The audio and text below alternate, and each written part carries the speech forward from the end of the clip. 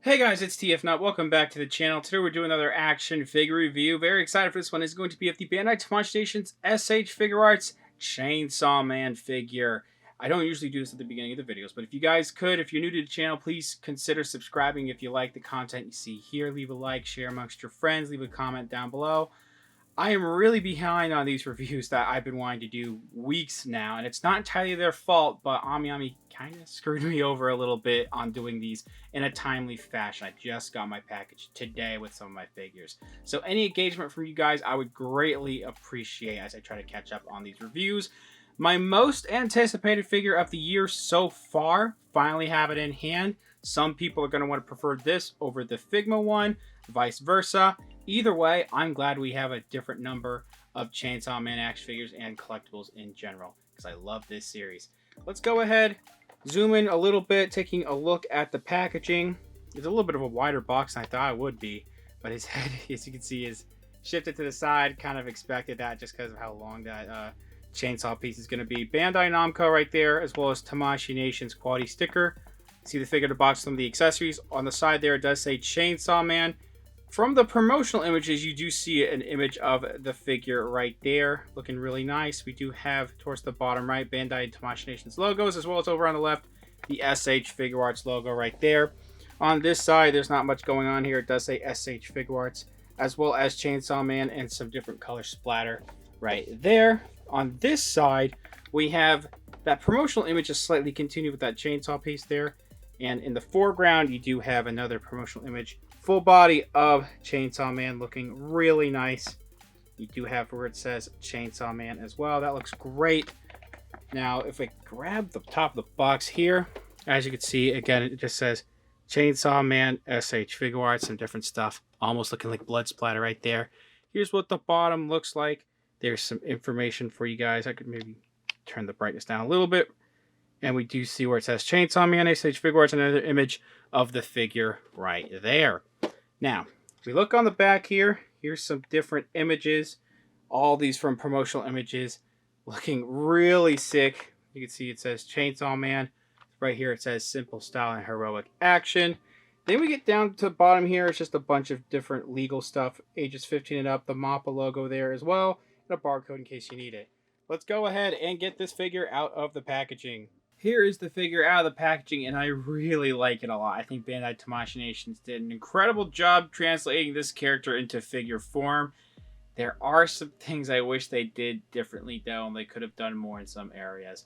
Let's go ahead and take a look at the accessories, then we'll take a closer look at the figure. First things first, I want to mention how they're doing the instruction manual now. You can see this flap here, and even in the inside here, it's a little bit hard for me to grab and focus out, but you can see on the inside there, it has parts of the instruction manual on there. They're doing paperless, I don't know with all their figures, but they've been doing it for some of their figures for a while now. But if you scan this barcode, I don't know how well this is going to work on your screen. If you scan this barcode, this PDF is going to show up. So it's the actual instruction manual, which is nice that they have a way for you to at least view the full instruction manual, even if it is digital. I'm fine with it being a digital type of thing that they're doing now. So first thing I want to mention is the little bit, I guess it would be the most complex part, I guess, of the figure.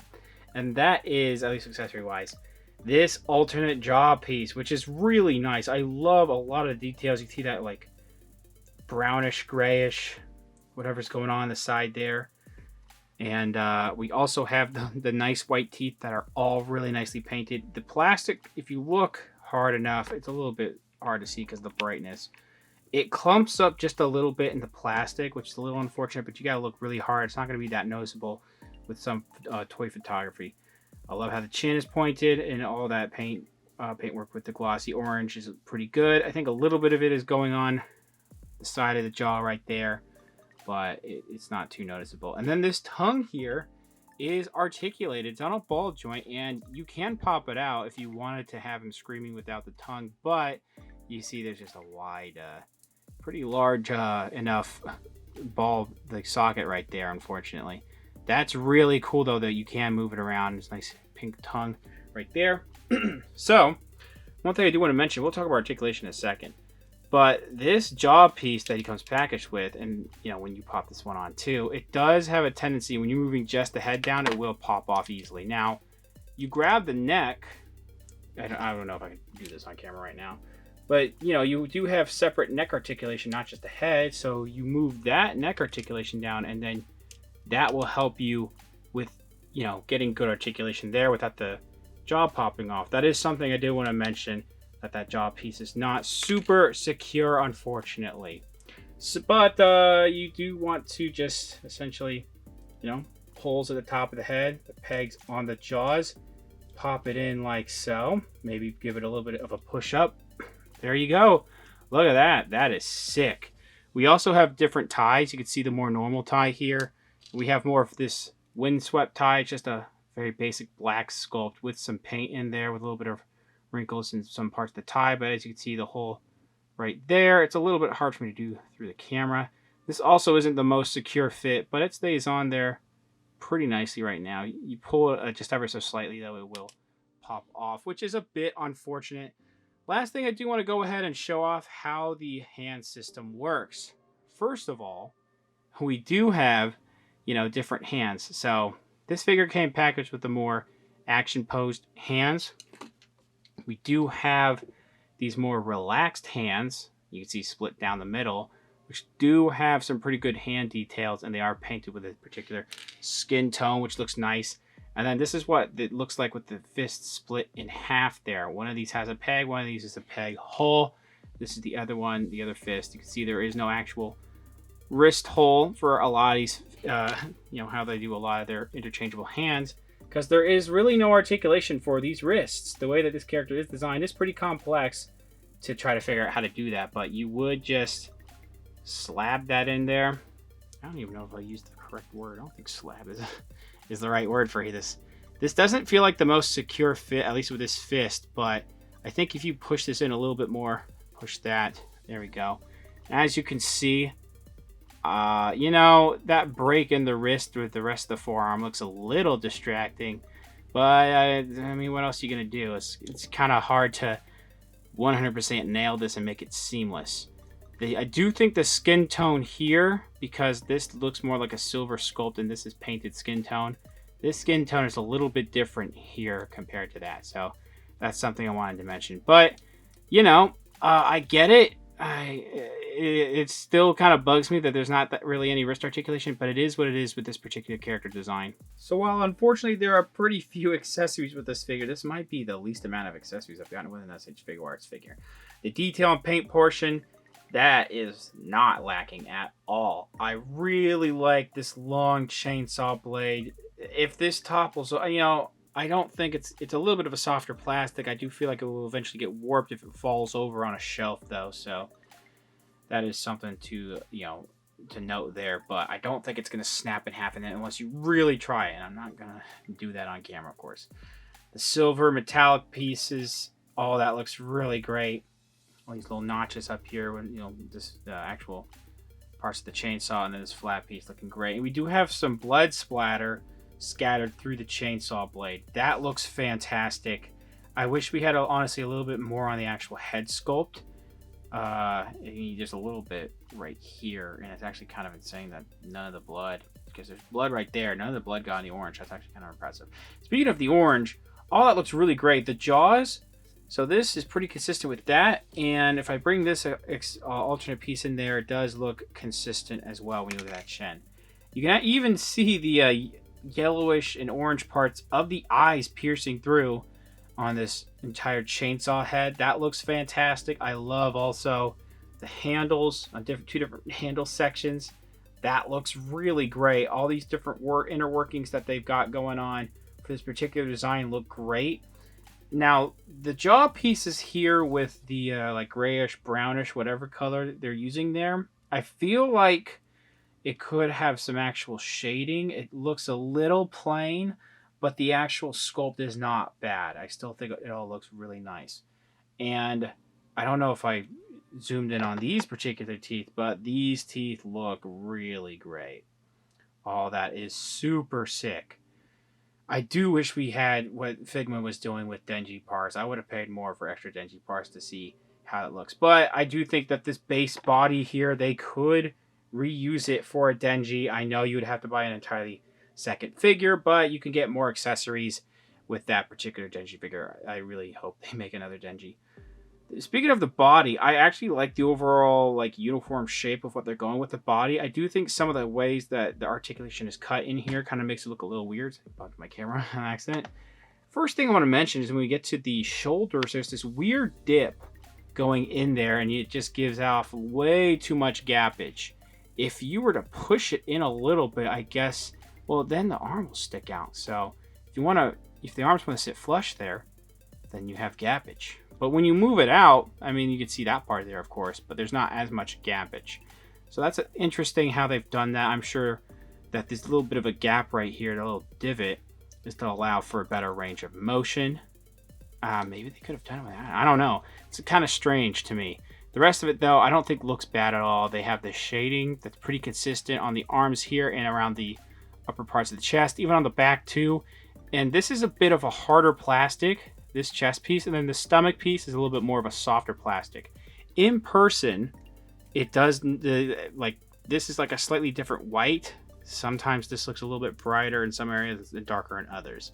So in person, these aren't super consistent. I don't know if it looks like that on camera, but I don't feel like looking through my viewfinder, it's that inconsistent right now.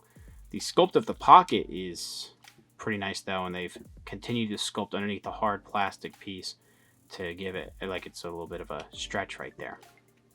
Again, looking towards the back, it just looks like a dress shirt, which has some nice lines and some wrinkles in different areas. All that looks nice. I really do wish that besides just the arms, we would have had some blood splatter throughout this figure as well on the pants and the shirt here, because again, you could just make another Denji that doesn't have any blood splatter. But speaking of blood, the actual chainsaw arm pieces, that is sticking off. That pops off a little too easily. So yeah, these hands are not very perfect. But the way that they've done the blood on the chainsaw pieces, where there's a little bit on the arm there too, all that looks great. The way that they've done the metallic silver here is pretty consistent with the top of the head. There's even some blood on this forearm piece. Now again, the design doesn't really help of this particular character, but the way that they've implemented the single jointed elbow to make it look more like a ball joint was a little too circular to me. Not really digging it, but again, I can't blame them too much for that. They did as best they could with designing this, I think. You could easily swap out these arms if they were to make another Denji, though. I'm going to stop mentioning that point again. Different blood splatters. Yeah, they're not the exact same sculpt, I believe. I'm just double checking everything. Maybe they are. I actually don't know. Maybe they are actually the same blade and painted the exact same way. I'm not entirely sure, and I wouldn't entirely mind either. Surprise! We don't really get blood figures from Tamashii Nations that often, do we? That's kind of impressive. Of course, as you see, parts of these will get in the way because of the chainsaw blades, making them go all the way down, but that's to be expected with that range of motion. So the actual pants, we have a nice brown belt. There's even a little bit of a white sculpted plastic piece underneath there for the hard sculpt that's under the softer sculpt there. And that silver buckle right there looking rather nice. You can move this forward pretty well. There's some pockets on the back of the pants. There's a little bit of gappage if you move it around too much, but I prefer how this looks here, where we have a little bit of this soft plastic piece, but there's this divot here, or this cut, and then the hips are completely sculpted, whereas with the Good Smile figure, it looks more like a diaper, and I understand that's just kind of a design choice for them, but I just think it looks a little bit better with this particular figure, but that's neither here or there. Eventually, we'll talk about that, because I do have that on pre-order. This will, just be careful with how some of these pieces will bunch up. It could either stress the plastic or make it warp a little bit like that, as you can see. Lots of nice wrinkles towards the back of the pants. Nice seam lines. Actually, on the side, on the seam lines there. These are just, like, wrinkles, I guess. You kind of look, I don't know what these look different for wrinkles, but I'm not going to spend time trying to figure out what those are right now. But all that looks really nice. It's very accurate to how the pants are supposed to look, with the wrinkles in parts of the actual pants that are supposed to, stick out. And then the knees look a little too smooth, but there is some wrinkles sculpted in some of the areas. Then we get down to the shins, and again, looking pretty good, actually. Yeah, all that looks really nice. That's what the back of the leg looks like. Then we got that down to the shoes. And again, we'll talk about articulation in a second. But I was worried because this is all one sculpt that this is going to get in the way of range of motion. But it's actually not that bad. It could be better, but it could be much worse with how they're doing this. Because the ball joint in there and there's a little bit of a actual pivot. The actual shoe sculpt, the paint on here is really great. These are very accurate sculpts to how his shoes look. They just are really nice. I think the actual laces could look a little bit better. The sculpt is a little soft, but it's really not that bad. And then they even have some paint towards the bottom of the shoe with some treading. A little bit of orange or red seeping through, unfortunately. But you're not going to really pay attention to that too much. I mentioned some of these parts already, but I will talk about the articulation. A separate ball joint here at the head, and then a separate piece going into the actual torso. So that allows for that range of motion that is going to pop off, unfortunately. So when we pop that back in, if I can even do this on camera, there we go. That's as far as it wants to go up, and then you grab it all the way. That's as far down as you want to go, and I think that is actually pretty sick. And then the swiveling, there is no problem there, so that's a little weird. Don't like that. We do have forward and back motion on this particular hard plastic piece. Whether that's done, that goes out all the way like that. This little sculpt here kind of gets in the way a little bit, but it still goes out pretty far. A little bit of a swivel up here with however they're doing this. So that's interesting how that's done. And then we have a swivel here. Then there's an actual swivel, I think. Yeah, if you grab this shirt piece where the shirt meets the skin, that also swivels. And then a single joint elbow gets a little over 90. So that's interesting. And it swivels here at this part of the elbow. And then nothing going on here. We do have ball joint waist. It's not the greatest range of motion forward, back, side to side could be better. Swiveling's pretty good. You get a better range of motion with that back, that forward, and then be careful because this piece will pop out. And then swiveling like that. So lots of great range of motion in the torso, actually. Legs kick out really far. They kick back like all the way too, so that's really sick. And then you get near perfect splits. I forgot to mention there's a little bit of some pieces going on here with the 3.0 engineering. So it has a little bit of a wrinkle in the sculpt. Upper thigh swivels, nothing wrong there. Pretty nice.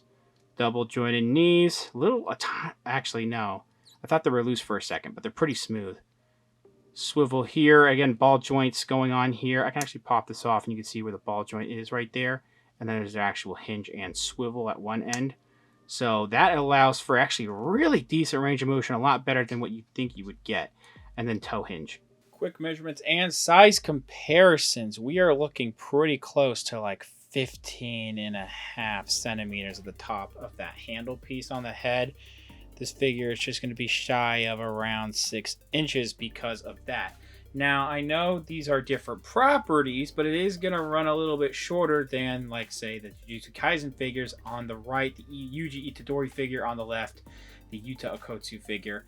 They both run just a little bit tall, but they still kind of fit with each other.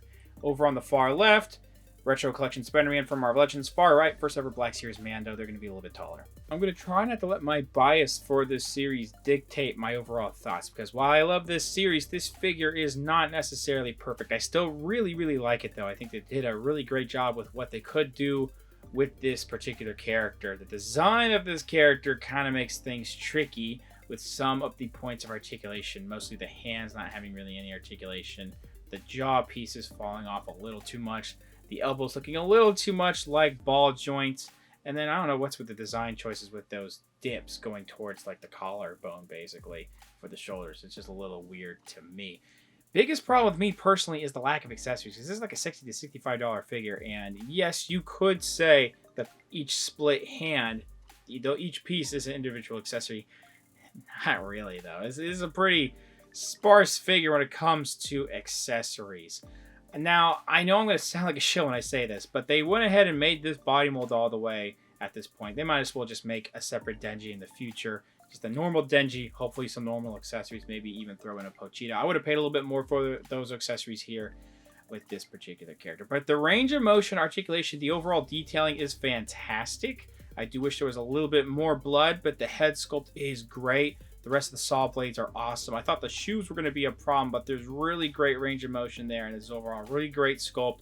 A really nice figure, just a little bit pricey. I can't tell you yet if the Figma is going to be better or not, because that comes out towards August, I believe. So until then, thanks for watching. Please subscribe to the channel if you haven't already. Comment down below what you think about the figure, what you think about the review. Leave a like, share amongst your friends, follow me on Instagram for more content over there, and I'll see you guys later.